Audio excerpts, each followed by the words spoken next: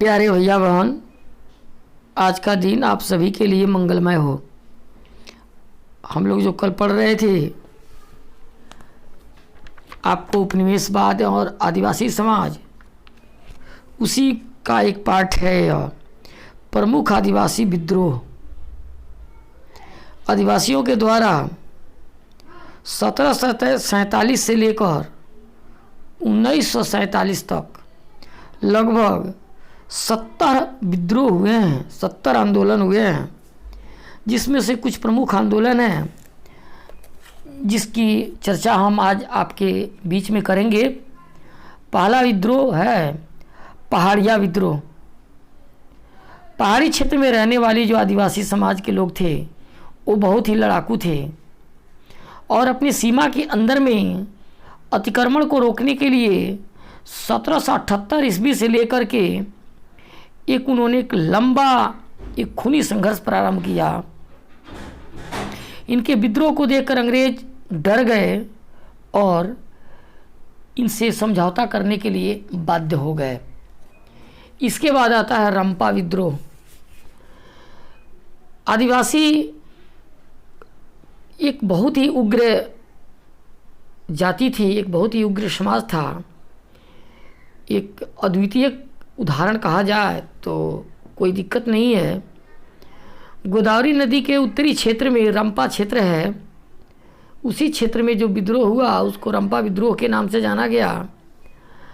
आदिवासियों की तरह ही उनकी भी शिकायत थी कि महाजन के अत्याचार, अंग्रेज द्वारा बनाए गए वन कानून, ये सभी कष्टकारक थे जिसके वे विद्रोह करते थे। उनके विद्रोहों का नेतृत्व एक बाहरी व्यक्ति अलूरी सीताराम राजू ने किया। ऐसे सीताराम राजू के विषय में कहा जाता है कि वो एक ज्योतिष संबंधी घाव के उपचार की शक्ति होने की दावा करता था। ऐसी मान्यता है लोगों की कि अलूरी सीताराम राजू के शरीर पर गोलियां काम नहीं करती थी और इस तरह वह धीरे धीरे आंध्र प्रदेश के जननायक के रूप में उभर कर के सामने आ गया। लोग उसको भगवान मानने लगे। वह गांधी जी का बहुत बड़ा प्रशंसक था। असहयोग आंदोलन से वो बहुत प्रभावित भी था और अपने लक्ष्य प्राप्ति के लिए हिंसा को आवश्यक भी मानता था। अंततः राजू को 1924 मई में पकड़ लिया गया और मार डाला गया। इसी के साथ यह विद्रोह भी समाप्त हो गया। इसके बाद आता है खासी विद्रोह। यह बर्मा युद्ध के बाद में अंग्रेजी सरकार का ब्रह्मपुत्र घाटी पर अधिकार हुआ, जिससे उस क्षेत्र को एक सड़क के माध्यम से सिलहट से जोड़ने की योजना बनाई गई। यह लंबी सड़क पूरे खासी क्षेत्र से होकर के निकलती थी, जो खासियों को अच्छा नहीं लगता था। इसी कारण से खासियों ने अपने एक सरदार तिरुत सिंह के नेतृत्व में, उनकी अगुवाई में विद्रोह किया। गारो आदिवासी भी उनसे आकर मिल गए। अंग्रेज़ों से उनका 4 बरस तक भीषण संघर्ष चला, भीषण युद्ध चला, आंदोलन चला और अंततः 1833 ईस्वी तक उनको पूरा दमन कर दिया गया। इसके बाद आता है संथाल विद्रोह, जो 1855-56 के संथाल विद्रोह की प्रमुख विशेषता थी कि जो आदिवासियों का अत्यधिक उग्र आवेश ब्रिटिश शासन का खुला विद्रोह भी था। इस संथाल विद्रोह का नेतृत्व करने वाले कानू और सिद्धू नामक 2 भाई थे, जो 1780 के दशक में तिलखा माझी एक विद्रोह का नेतृत्व भी किया था और इस विद्रोह को अंग्रेज़ों ने दबा दिया था। देखिए, संथाल छोटा नागपुर पठार का एक हिस्सा है, एक छोटा सा क्षेत्र है। बंगाल और झारखंड में लोग रहते भी थे। मूलतः ये जो संथाली लोग थे वो शिकारी थे और संग्राहक भी थे। वो शिकार करने के लिए इधर उधर घूमते थे, जहाँ कुछ भी मिल जाता था उसको भोजन के लिए जमा करके रख लेते थे।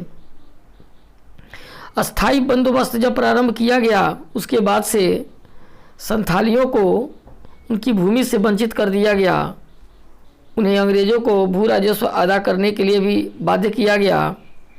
अंग्रेज जो थे उनकी भूमियों पर अधिकार कर लिए थे। वे कस्बे और शहरों से दूर घने वनों में जाकर बस गए। जमींदार और महाजन भी उनका शोषण करते थे। सामाजिक धार्मिक जीवन में ईसाई मिशनरी के हस्तक्षेप ने बहुत असंतोष पैदा कर दिया। अंत में विद्रोह के लिए ये लोग खड़े हो गए। फिर उनके विद्रोह के मूल में आर्थिक कारण थे, आर्थिक चीज़ें थी। महाजन और औपनिवेशिक शासक दोनों उनका भरपूर शोषण किया करते थे। संथाल विद्रोह की चपेट में उस समय उड़ीसा, झारखंड और बिहार के सी भूमि बीरभूम, बांकुड़ा, हजारीबाग, भागलपुर, मुंगेर ये सब जिले आया करते थे। विद्रोह सभी बाहरी व्यक्ति के विरोध में था, चाहे वो अंग्रेज अधिकारी हो या जमींदार हो या महाजन हो। इन लोगों के विरोध में आंदोलन हुआ करता था। एक विशेष संदर्भ के बाद आपको बताएंगे। अब मुंडा विद्रोह के विषय में पढ़ेंगे। ये मुंडा विद्रोह के मुखिया माने जाते हैं बिरसा मुंडा। बिरसा मुंडा के ही नेतृत्व में यह मुंडा विद्रोह हुआ था, जो 1895 से 1900 ईस्वी के बीच में रांची के दक्षिणी क्षेत्रों में यह विद्रोह हुआ था। बिरसा मुंडा का जन्म जो है 1870 में छोटा नागपुर में हुआ था।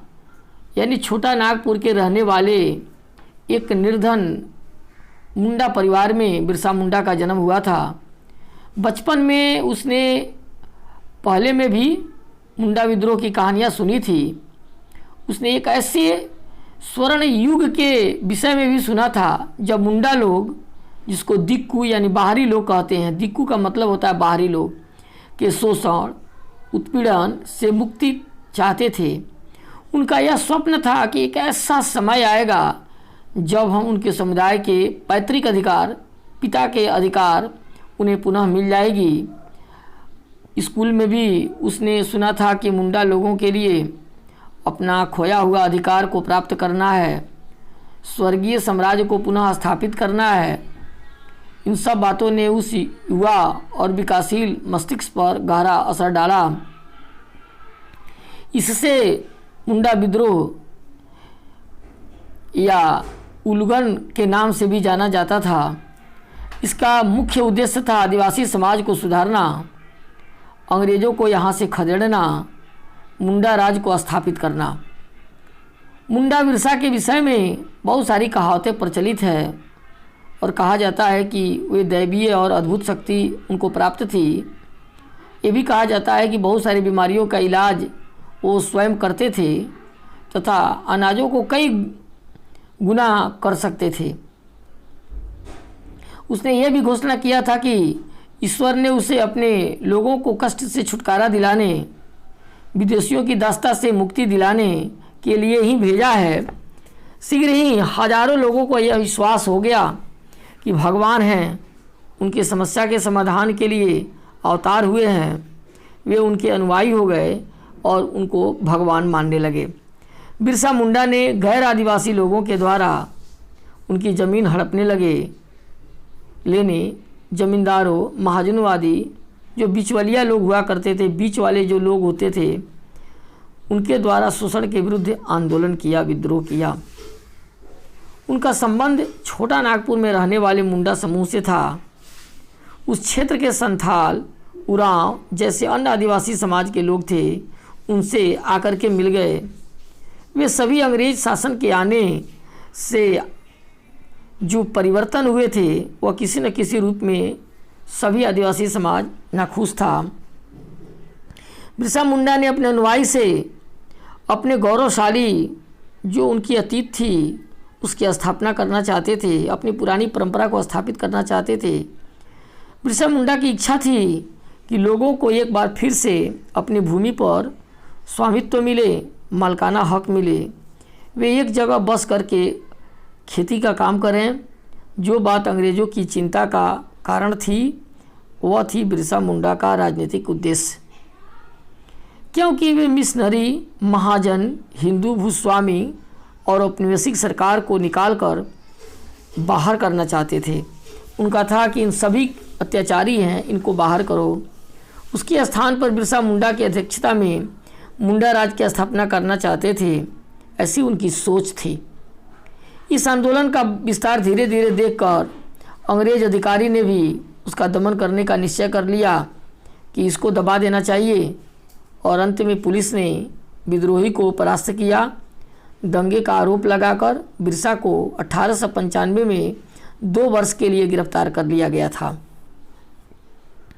1897 ईस्वी में जेल से रिहा होने के बाद पुनः जन समर्थन प्राप्त करने के लिए बिरसा मुंडा गांव-गांव गए, गांव-गांव घूमे।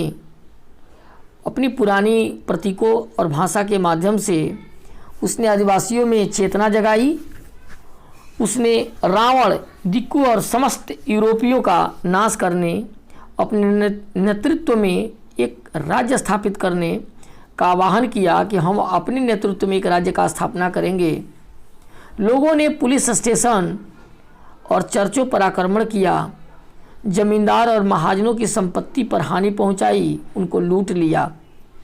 19 ईस्वी में बिरसा की हैजा से मृत्यु हो गई। 19 ईस्वी में एक हैजा नामक बीमारी आई, उसी में बिरसा मुंडा मर गए। कुछ मुंडों को फांसी पर लटका दिया गया, जबकि कुछ को दंड के रूप में दूर के क्षेत्रों में भेज भी दिया गया।